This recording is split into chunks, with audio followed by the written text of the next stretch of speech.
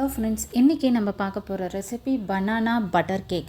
So வாங்க எப்படி பண்ணுறதுன்னு பார்க்கலாம். ஸோ இப்போ பனானா பட்டர் கேக் பண்ணுறதுக்கு நார்மலாக நமக்கு மெயின் இன்க்ரீடியண்ட்டு பனானாவும் பட்டர் தான். ஸோ பனானா ரொம்ப காயாக எடுக்காதீங்க, ஓகேங்களா. ஓரளவுக்கு நமக்கு நல்லா ரைப்பான பனானா எடுங்க, ஓகேங்களா. ஸோ அதுதான் நமக்கு நல்லா மாய்ஸ்ட்டாக இருக்கும் நமக்கு கேக்கு, இல்லைனா ஒரு மாதிரி ட்ரையாக இருக்கும். ஸோ இப்போ நம்ம இந்த பனானா பட்டர் கேக் செய்கிறதுக்கு 125 கிராம் அன்சால்டட் பட்டர் எடுத்திருக்கேன். பட்டர் உங்களுக்கு நல்லா ரூம் டெம்பரேச்சருக்கு இருக்கணும், ஆனால் ரொம்ப மெல்ட் ஆக வேண்டாம், ஏன்னா சம்மர் சீசன்றதுனால சீக்கிரம் மெல்ட் ஆகிடும். ஸோ அந்தளவுக்கு ஓரளவுக்கு நமக்கு லைட்டாக மெல்ட் ஆனால் போதும். நீங்கள் எடுத்துக்கோங்க, இந்த மாதிரி ஃபிங்கர் வச்சா ப்ரெஸ் ஆனால் போதும், ஓகேங்களா. So 125 gram unsalted butter, 125 gram maida, 65 gram caster sugar, 2 medium size egg. In case 2 medium size இல்லைனா ஸ்மால் சைஸாக இருந்தால் 3 எடுத்துக்கோங்க, ஓகேங்களா. இப்போ நான் 2 பனானா எடுத்திருக்கேன். எனக்கு வேண்டியது 200 கிராம் தான் பனானா மேஷ் வேணும். ஸோ நம்ம இது ஃபஸ்ட்டு அது கரெக்டாக மெஷர் பண்ணி எடுத்துகிட்டு அதை நல்லா மேஷ் பண்ணிக்கலாம். ஸோ மேஷ் பண்ணுறது நார்மலாக பனானா நம்ம ஃபோர்க்கில் பண்ணலாம், இல்லை பொட்டேட்டோ மேஷ் பண்ணுவோம் இல்லையா, அந்த அதில் மேஷ் பண்ணிக்கலாம், ஓகேங்களா. ரொம்ப பியூரி மாதிரி பண்ணாதீங்க, ஜஸ்ட்டு மேஷ் பண்ணணும், அவ்வளோதான், ஓகே. ஸோ இப்போ நான் 200 கிராம் பனானா இது பண்ணிக்கிறேன். நான் எடுத்துருக்கிறது நார்மல் எல்லோ பனானா தான், ஓகேங்களா. ஸோ இது பார்த்திங்கன்னா ஒரு பனானாவே ஆல்மோஸ்ட் 100 கிராம் கிட்டே வந்துடுது. இப்போ நான் ஹாஃப் பனானா தான் இன்னொன்றுலேருந்து எடுத்திருக்கேன், ஓகேங்களா. ஸோ நியர்லி அரவுண்ட் 200 கிராம்ஸ் வந்துடுச்சு. இப்போ இதை நான் நல்லா மேஷ் பண்ணி எடுத்துக்கிறேன். இந்த மாதிரி நல்லா இது பண்ணிக்கோங்க. உங்களுக்கு ஃபோர்க்கே கன்வீனியண்ட்டாக இருக்கும்னா ஃபோர்க்லேயும் நீங்கள் பண்ணிக்கலாம், ஓகே. ஸோ இப்போது நம்மளுடைய பனானா நல்லா மேஷ் பண்ணியாச்சு, அது அப்படியே ஓரமாக இருக்கட்டும். இப்போ நம்ம பட்டரையும் கேஸ்டர் சுகரையும் போட்டு நல்லா க்ரீமி கன்சிஸ்டன்சிக்கு பீட் பண்ணிக்கலாம். கேஸ்டர் சுகர் உங்கள் கிட்டே இல்லைன்னா நீங்கள் ஐசிங் சுகர் எடுத்துக்கோங்க, ஓகேங்களா. ஸோ இது நல்லா ஒரு 3 மினிட்ஸ்க்கு நல்லா நீங்கள் பீட் பண்ணிக்கோங்க. அந்த பட்டரும் சுகரும் நல்லா க்ரீமி டெக்ஸ்சர் வரணும், ஓகேங்களா. ஓகேங்களா. இன்கேஸ் உங்களுக்கு பட்டர் நான் வெளியில் வச்சேன் ரொம்ப மெல்ட் ஆகிடுச்சு அப்படின்னிங்கன்னா ஒரு 5 to 10 மினிட்ஸ் உள்ளே வச்சிங்கன்னா நமக்கு தேவையான அளவுக்கு அது அந்த இது வரும், நமக்கு அந்த டைட்னஸ் வந்ததுக்கப்புறம் நம்ம எடுத்து யூஸ் பண்ணிக்கலாம், ஓகேங்களா. இதை நான் ஒரு 3 மினிட்ஸ்க்கு நல்லா பீட் பண்ணிவிட்டு உங்களுக்கு காட்டுறேன். ஸோ இப்போ பாருங்கள், நல்லா ஒயிட் டிஷ்ஷாக இருக்குது பாருங்கள். நல்லா இந்த மாதிரி நல்லா க்ரீமி கன்சிஸ்டன்சி வர மாதிரி பீட் பண்ணிக்கணும். ஸோ இப்போ இது கூட நம்ம 2 எக் ஆட் பண்ண போகிறோம். ஃபஸ்ட்டு ஒரு எக்காக ஆட் பண்ணிக்கலாம். நீங்கள் எப்போவுமே எக்கை ஆட் பண்ணும்போது தனியாக ஒரு பவுலில் உடச்சி ஊற்றிட்டு அதுக்கப்புறம் இதில் ஊற்றுங்க. டைரெக்டாக உடச்சி ஊற்றாதீங்க சம்மரில், பிகாஸ் சம்டைம்ஸ் அந்த நமக்கு எக்கு இதாக இருந்துச்சுன்னா கெட்டு போயிருந்ததுன்னா நமக்கு அப்புறம் இந்த பட்டர் இதுவும் மிக்ஸ்சர் வேஸ்ட் ஆகிடும், ஓகேங்களா. ஸோ அடுத்ததும் ஒரு எக்கு நம்ம ஆட் பண்ணிக்கலாம், ஓகே. ஸோ இந்த எக்கு நல்லா இந்த பட்டர் மிக்ஸ்சரோடு நல்லா இன்கார்பரேட் ஆகிற மாதிரி நல்லா மிக்ஸ் பண்ணிக்கலாம். ஸோ பட்டர் ஒன்ஸ் நல்லா அடிச்சிட்டிங்கன்னா அதுக்கப்புறம் லோ ஸ்பீட்லேயே நீங்கள் இது பண்ணிக்கலாம், ஓகேங்களா. நல்லா மிக்ஸ் பண்ணிக்கலாம்.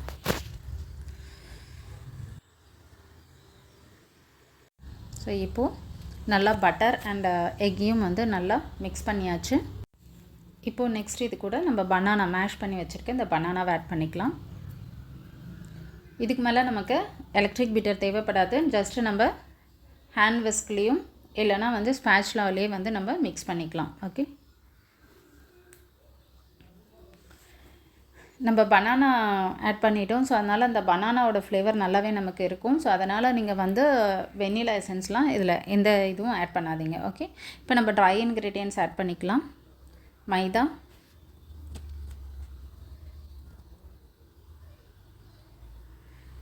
half a teaspoon baking soda, half teaspoon baking powder,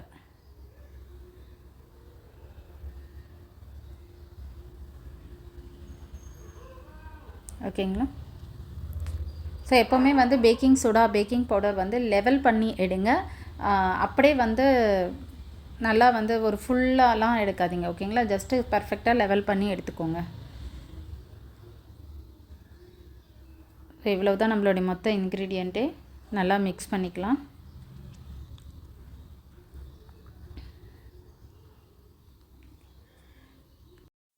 ஓகேங்க. ஸோ இது வந்து நீங்கள் ஸ்டார்ட் பண்ணுறதுக்கு முன்னாடி உங்களுடைய ஓவனை வந்து 160 டிகிரி செல்சியஸில் பேக் மோடில் மினிமம் 10 மினிட்ஸ் ப்ரீ ஹீட் பண்ண ஸ்டார்ட் பண்ணிவிடுங்க. ஓகேங்களா? இதை வந்து நான் 35 மினிட்ஸ் வந்து பேக் பண்ணி எடுக்க போகிறேன் ப்ரீ ஹீட்டட் ஓவனில் 160 டிகிரி செல்சியஸில் பேக் மோடில். என்னது வந்து இப்போது 60 லிட்டர்ஸ் ஓவனில் நான் வைக்க போகிறேன். இன்கேஸ் உங்களது வந்து சின்ன ஓவனாக இருந்துச்சுன்னா 45 மினிட்ஸ் உங்களுக்கு எடுக்கலாம். அதாவது நான் எடுக்கிறதுலேருந்து உங்களுக்கு ஒரு 10 மினிட்ஸ் வந்து எக்ஸ்ட்ரா ஆகும். ஸோ 35 மினிட்ஸ் 40 மினிட்ஸ் ஆனவுடனே உங்களோட ஓடிஜியில் கொஞ்சம் கண்ணு வைங்க. ஓகே, நான் வந்து இதை 35 மினிட்ஸ் தான் செட் பண்ணி எடுக்க போகிறேன். ஸோ இப்போ இதை வந்து நான் பேக்கிங் டின்னில் எடுத்துக்கிறேன். நீங்கள் வந்து இது லோஃப் பேன் மாதிரி, லோஃப் பேன் இருக்கு இல்லையா கேக் டின்னில், அதில் கூட நீங்கள் இது பண்ணிக்கலாம். ஸ்லைஸ் கேக் மாதிரி பண்ணணும்னா அந்த மாதிரி பண்ணிக்கலாம்.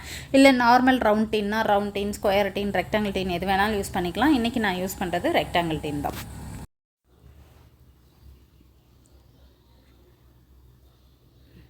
நல்லா இது பண்ணிக்கோங்க. உங்களுக்கு ஹைட் வேணும்னு நினச்சிங்கன்னா 5 இன்ச் ஸ்கொயர் டின் எடுத்துக்கோங்க. அதில் நல்லா உங்களுக்கு ஹைட் கிடைக்கும். ஓகேங்களா? ஸோ இந்த ஹைட் வரணுன்னா நம்ம வந்து கம்மியான இன்ச் டின் எடுக்கணும். இல்லை எனக்கு நார்மல் இது வேணும்னா நார்மல் சைஸ் எடுங்க. இல்லை எனக்கு மெலிசா வேணும்னா நம்ம இது மாதிரி ரெக்டாங்கிள் டின்ஸ் யூஸ் பண்ணலாம். ஓகேங்களா?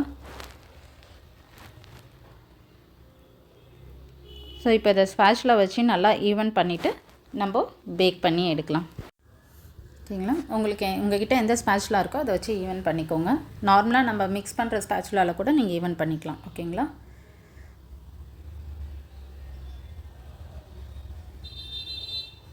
ஸோ இவ்வளோதான்.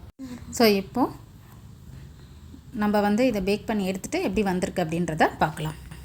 இப்போ நம்மளுடைய பனானா கேக் நல்லா பேக் ஆகிடுச்சு. இது வந்து டிமோல் பண்ணிவிட்டு நல்லா வந்து நமக்கு ரூம் டெம்பரேச்சர் வந்ததுக்கப்புறம் நம்ம கட் பண்ணிக்கலாம். ஓகேங்களா? நார்மலாக ரூம் டெம்பரேச்சர் வந்த உடனே கட் பண்ணணும்ல. ப்ளெயின் கேக்னால் நீங்கள் கொஞ்சம் வார்மாக இருக்கும்போது கூட கட் பண்ணிக்கலாம். ஓகேங்களா? பட் ஐசிங் பண்ணும்போது தான் நமக்கு கம்ப்ளீட் ரூம் டெம்பரேச்சர் தேவைப்படும். இப்போ இதில் வந்து நான் ஃபுல்லாக பார்ச்மெண்ட் பேப்பர் ஃபுல் சைட் போட்டிருக்கிறதுனால நான் இதை அப்படியே எடுத்துக்கிறேன். ஓகே, இப்போது இதுக்கு மேலே இன்னொரு ஒயரிங் ரேக் வச்சு நான் வந்து திருப்பிட்டு அந்த கீழே இருக்கிற பார்ச்மெண்ட் பேப்பரை நம்ம அப்படியே ரிமூவ் பண்ணிக்கலாம். ஓகேங்களா? இது வந்து ரொம்ப வந்து நல்ல ஃப்ளேவரும், பனானா ஃப்ளேவரும் நல்லாயிருக்கும். டேஸ்ட் வைஸும் ரொம்ப நல்லாயிருக்கும். ரொம்ப மாய்ஸ்ட் கேக் இது. ஓகேங்களா? ஸோ அகெயின் வந்து நான் அப்வர்ட்ஸ் திருப்பிட்டு இது நல்லா ரூம் டெம்பரேச்சர் வந்ததுக்கப்புறம் நம்ம கட் பண்ணிக்கலாம். ஓகே, இப்போது நம்மளுடைய பனானா கேக் வந்து ரூம் டெம்பரேச்சர் வந்துடுச்சு. இதை நம்ம கட் பண்ணி எடுத்துக்கலாம். ஸோ கட்டிங் வந்து உங்களுக்கு எப்படி சின்ன பீசஸாக வேணுமா, ஸ்கொயர் பீசஸாக, ஸ்லைஸாக, அது நீங்கள் உங்களுடைய ஆப்ஷனல் தான். ஓகேங்களா? நான் ஜஸ்ட்டு இப்போ உங்களுக்கு காட்டுறதுக்கு சென்டராக கட் பண்ணுறேன். இங்கே பாருங்கள் எப்படி வந்திருக்கு பாருங்கள். நல்லா பார்க்கும்போதே தெரியுது இந்த கேக் எவ்வளோ மாய்ஸ்ட்டாக இருக்குன்னு. ரொம்ப நல்லாயிருக்கும். ஸோ நீங்களும் ட்ரை பண்ணி பார்த்துட்டு எப்படி வந்திருக்கு அப்படின்றத எனக்கு கமெண்ட் செக்ஷனில் கமெண்ட் பண்ணுங்கள். அதே மாதிரி என்னோடய சேனல் உங்களுக்கு பிடிச்சிருந்தால் லைக் பண்ணுங்கள், ஷேர் பண்ணுங்கள், மறக்காமல் சப்ஸ்கிரைப் பண்ணுங்கள். அது கூட பெல் நோட்டிஃபிகேஷன் பட்டனும் ப்ரெஸ் பண்ணுங்கள். அப்போ தான் வந்து நான் அப்லோட் பண்ணுற எல்லா வீடியோஸ் அண்ட் கிளாஸ் வீடியோஸும் உங்களுக்கு உடனுக்குடனே அப்டேட் ஆகும். Thank you friends. தேங்க்ஸ் ஃபார் வாட்சிங் மை சேனல்.